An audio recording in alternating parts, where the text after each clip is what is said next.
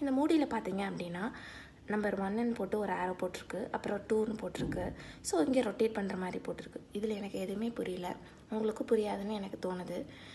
என்ன பண்ணலாம் அப்படின்ட்டு 1ங்கிறத ப்ரெஸ் பண்ணினேன், 2ங்கிறத இப்படி பண்ணேன், ஓப்பனே ஆகலை.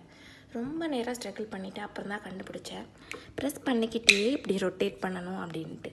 நல்லா ப்ரெஸ் பண்ணணும், நல்லா ப்ரெஸ் பண்ணிக்கிட்டே இப்படி ரொட்டேட் பண்ணணும். அப்போ தான் அது ஓப்பன் ஆகுது.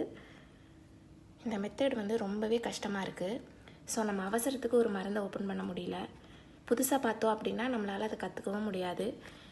என்றைக்காவது ஒரு நாள் எல்லாருக்கும் யூஸ் ஆகும் அப்படிங்கிறதுக்காக இந்த வீடியோவை மேக் பண்ணேன். ஸோ நல்லா பார்த்துக்கோங்க. சும்மா ரொட்டேட் பண்ணால் இப்படி தான் ரொட்டேட் ஆகுது, ஓப்பனே ஆகலை. எவ்வளவோ ஸ்ட்ரகிள் பண்ணிட்டேன், நானும் ஓப்பனே பண்ண முடியல. நல்லா ப்ரெஸ் பண்ணிக்கிட்டு ரொட்டேட் பண்ணால் மட்டும்தான் அது ஓப்பன் ஆகுது. இந்த மூடியில் இந்த மாதிரி தான் போட்டிருக்கோம்.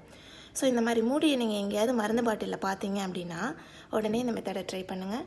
கண்டிப்பாக யூஸ் ஆகும். உங்களுக்கு இல்லைனாலும் யாருக்காவது ஒருத்தருக்கு யூஸ் ஆகும். ஸோ இந்த வீடியோவை ஷேர் பண்ணுங்கள். Thank you so much. Thanks for வாட்சிங்.